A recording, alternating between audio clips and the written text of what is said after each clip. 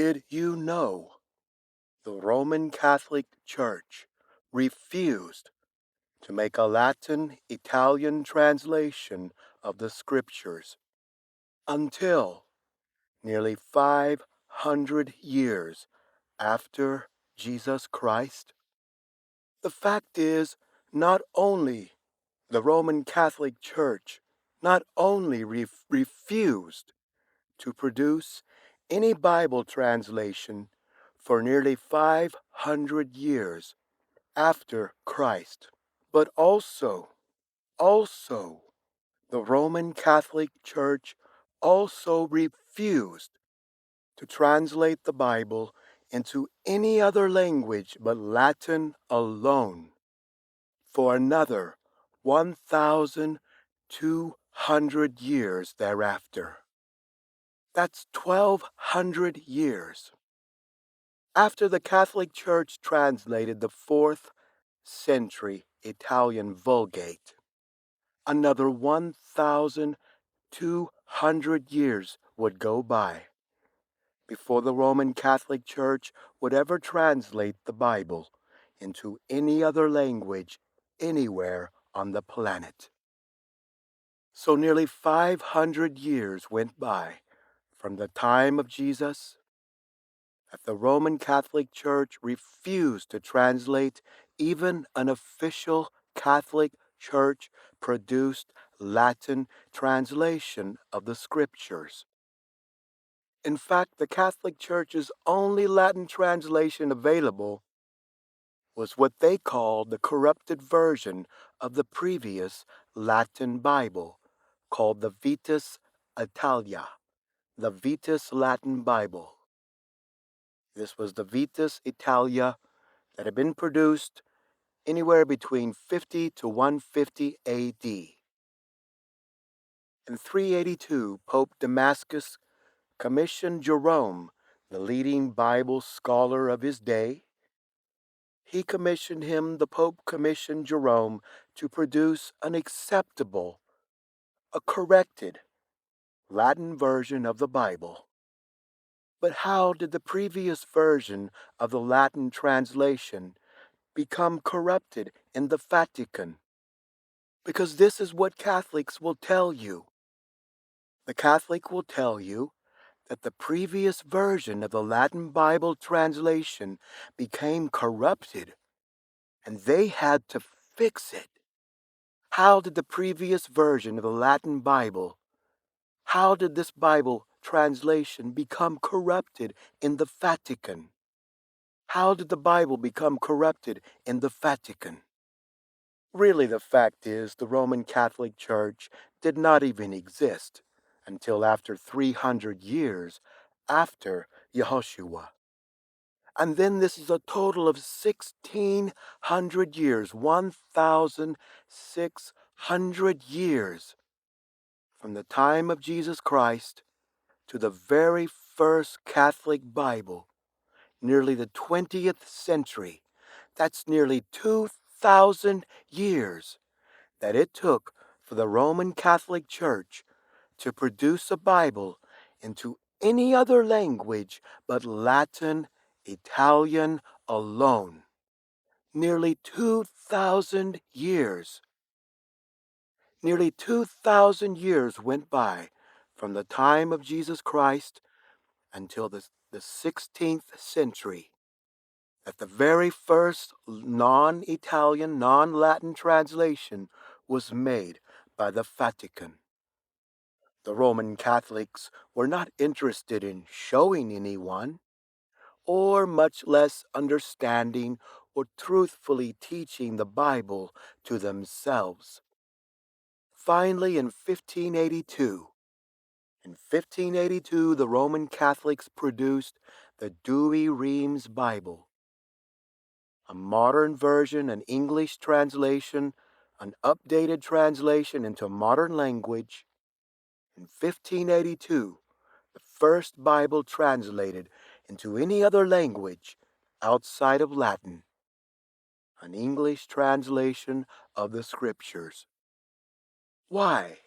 Why did the Roman Catholic Church wait for nearly 2,000 years after Jesus Christ to make a translation of the Bible into another language than their own personal Italian language. Why? The reason is because Roman Catholics and Muslims too, they have no scriptures for their faith. Mohammed, he was the same. He was the same. Muslims refused to translate any of the scriptures of the Bible over to the Arabic. Non-Muslims had to do all of it. Roman Catholics, like Mohammed, they do the same exact thing. Muslims, Catholics have no scriptures for their faith. The Roman Catholic Church's refusal to make and distribute copies of any Latin Bibles or to teach it to the Latin-speaking population. The old Latin language died out and was literally suppressed and smothered out because of the hatred that the Roman Catholic Church had for that old Latin Bible. The Greek and Hebrew languages both have flourished and survived and remain strong, even under the changes of 2,000 years. The Hebrew language, the Greek language, is still a living language, is still a living language. But Roman Catholics have lost, discarded, and trashed their old Latin because that the Roman Catholic Church refused to ever produce honest representation for the Bible, and because of the hatred that Roman Catholics truly have for the Bible.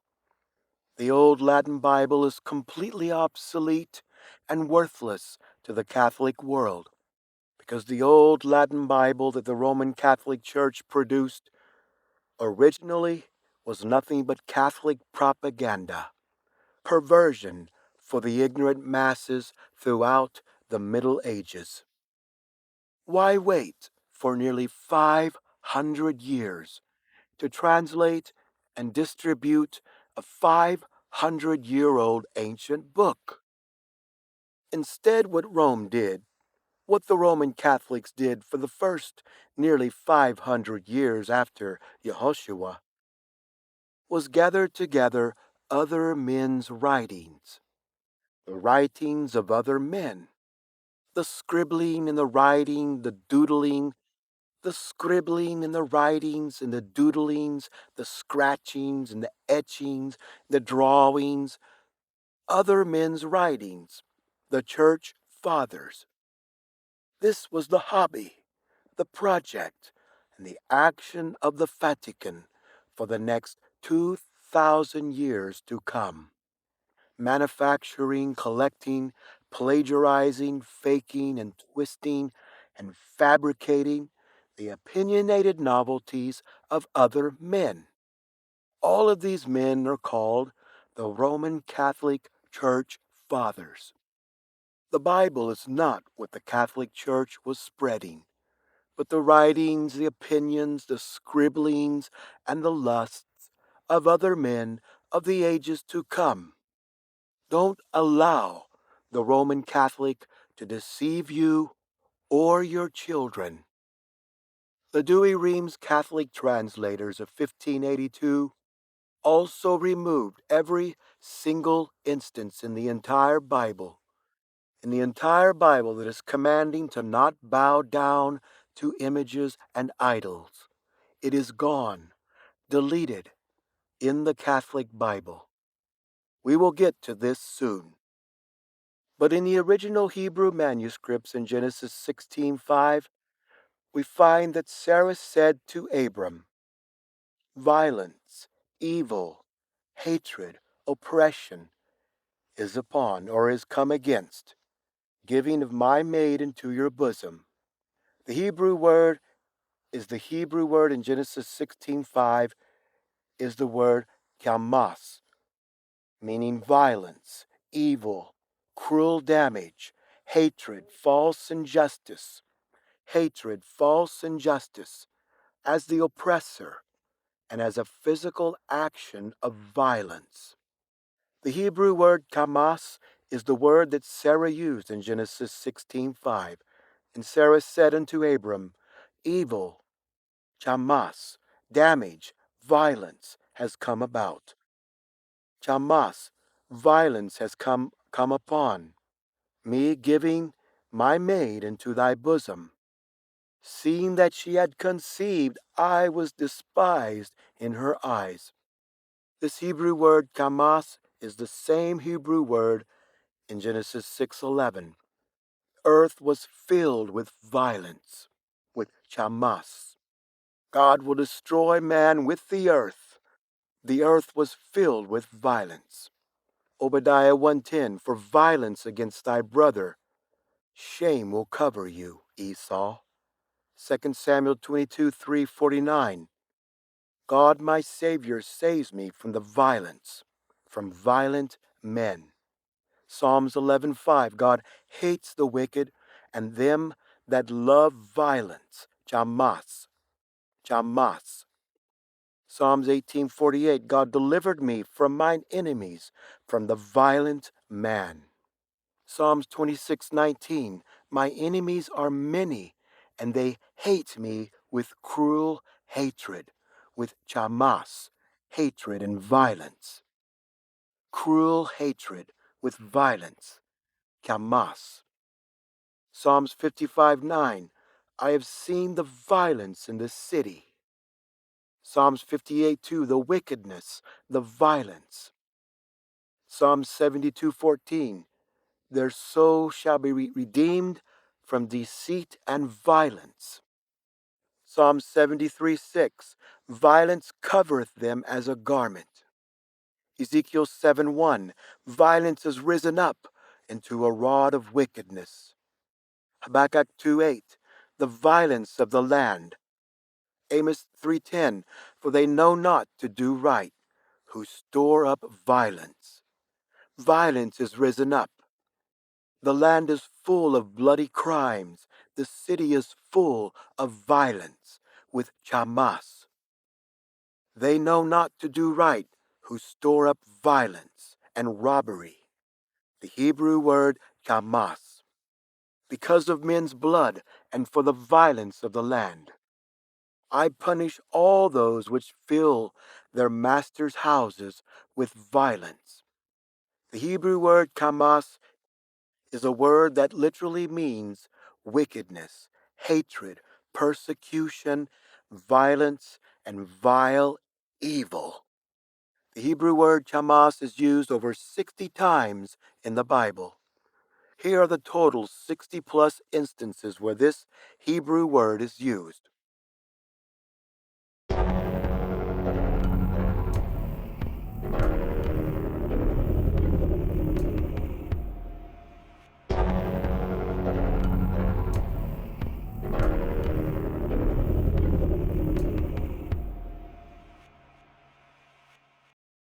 In your translation, you will see the false Trinitarian mistranslation of Genesis 16:5. Trinitarian translation says, and Sarah said unto Abram, my wrong or my mistake be upon you, Abraham. My wrong be upon you. But this is a false translation of the verse. This is a total lie. It was Hagar and Ishmael who put Sarah and Isaac in a violent situation by their hatred, their persecution against them. Sarah was not saying that she is the one who acted out violence, or saying that my wrong or my mistake or even my violence is upon you, Abram. To say to someone my violence or my injustice or my cruelty that I have endured is now yours to deal with. This was what Sarah was saying. The violence that I am enduring, the hatred that I am experiencing, the cruelty and the violence that I am facing is now upon you. My injustice, my cruelty that I have endured is now yours to deal with. And this is immediately exactly what Abraham did. Abraham, he made Sarah's problem, he made Sarah's violence, he made the persecution that Sarah and Isaac were experiencing. Abraham made this his very own personally. Abram's very next move, the very next morning, Abram's very next move, the very next morning, he rose up early and told his other wife, Hagar, and their son Ishmael to get out of his home and to leave. Simply reading the entire story from Genesis to Revelation, Sarah is not saying that she personally had committed any wrongdoing or violence or made any mistake. The story explains that Sarah was defending herself and defending Abram, saying, "Look, Abram, violence has come upon us, evil and injustice has come about, wickedness has come from the placing of my worker into your bosom to be your wife. Chamas has happened. Chamas, violence has come about. Chamas is upon us.